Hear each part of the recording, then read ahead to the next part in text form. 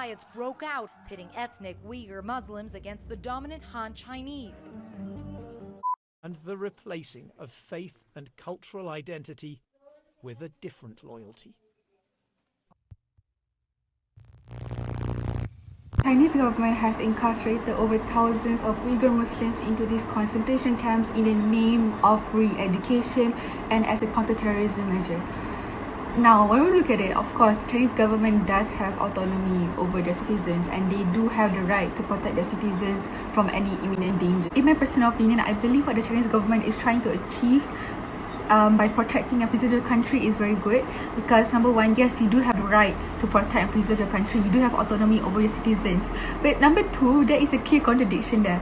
You said that you want to protect the citizens of the country. You said that you want to prevent any more extremist separatist groups. But at the same time, you are basically giving a motive for these Uyghur Muslims to retaliate, to say that, hey, our people are being incarcerated without any evidence and trial. As soon as we began to document the re-education centers, there was Chinese government officials deleting what we were finding.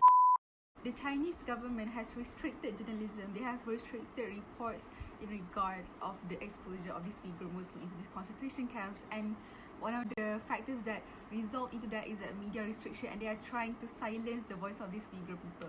Basically, in a nutshell, I can just conclude that whatever the Chinese government are doing to these Uyghur Muslims are basically inhumane and unjustified, and whatever measures that they have against counter-terrorism, they are basically blowing it out of proportion, and I thoroughly believe that this is just a cover-up for cultural genocide. Even the UN has cited that there are several criteria that these concentration camps have fulfilled in order to actually be categorized as a concentration camp itself.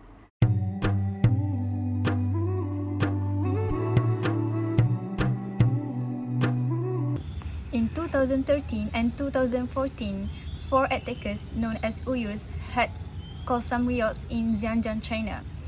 They did knife attack and detonated an explosive device. As a result, 2 people were killed and 3 people injured.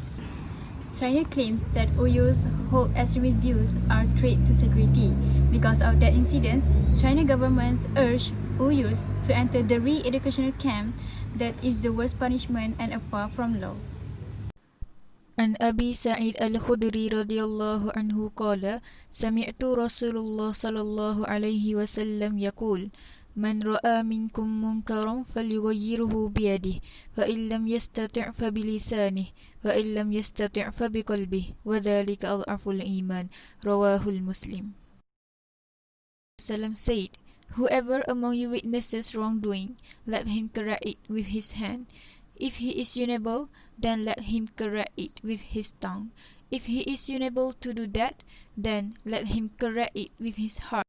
In the hadith, the Prophet stated that who have the power must rectify by their hand, which refers to the authorization they had.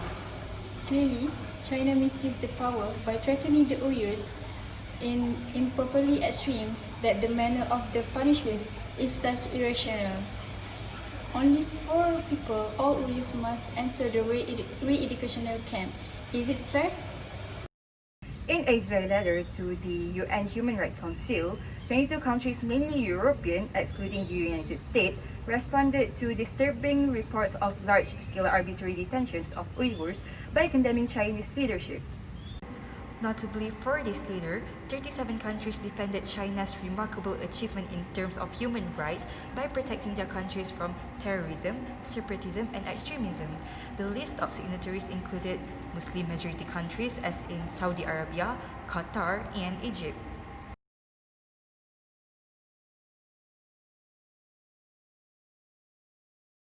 In addition to the mass detention, the authorities have intensified the use of informers, extended police surveillance, and even installed cameras in some people's homes.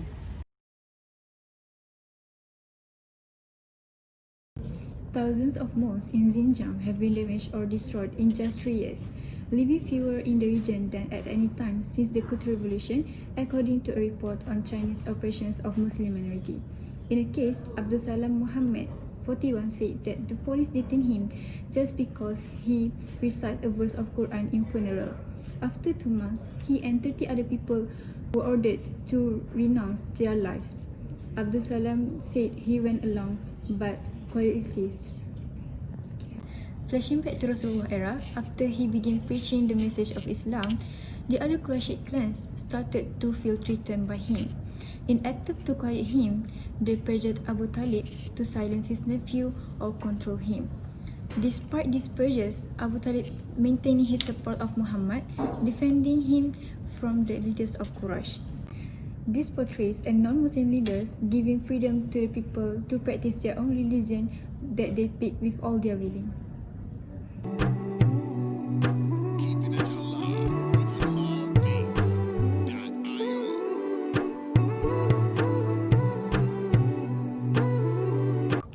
Chinese government have intensified the crackdown on Uyghurs through the operation of Nazi-style concentration camps but claimed to be re-education camps. In concentration camps, detainees are raped, tortured, abused and killed.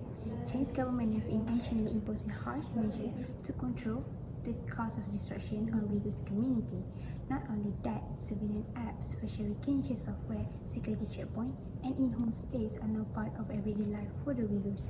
They are very far from freedom that we enjoy today.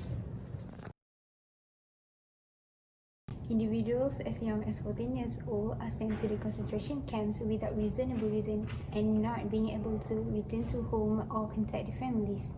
For sexual violence, unmarried women are forced to marry hangmen under a government-mandated program. Young women are forced to confess the sin in front of 200 prisoners and forced to disrobe after that. China also had taken brutal measures to slash the birth rate of Uyghurs. Chinese authorities have destroyed 70% of malls in Xinjiang to build up factories. Headscarf, veils, and Islamic dresses were banned in Xinjiang. Uyghurs are forced to eat pork and drink alcohol, especially on a festival belonging to Han Chinese. Chinese authorities launched a campaign against halal products and likely to sinicize all the Muslims in Xinjiang to become part of them. Uyghurs need to disavow their belief and praising Chinese Communist Party (CCP). Uyghurs inside and outside the camps are exploited for cheap labor compared to manufactured clothing and other products for sale. They were transferred out from East Turkestan to work in factories as a part of the re-education process. Not only the Uyghurs profit the factories, but also the local government and private brokers are being paid as the price for a head.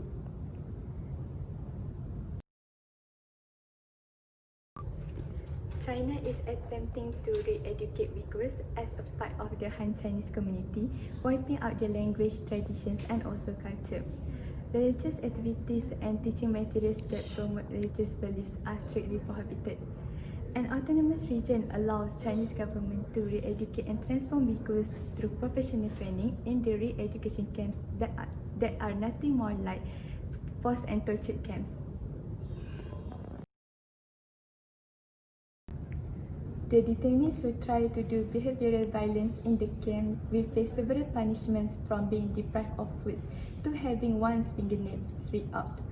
Meals throughout the day will be given to those who obey all the rules and regulations made by the Chinese government. Besides, Uyghurs are not free even in their own home. Many surveillance cameras are being placed at their home to monitor every single detail to avoid any illegal actions.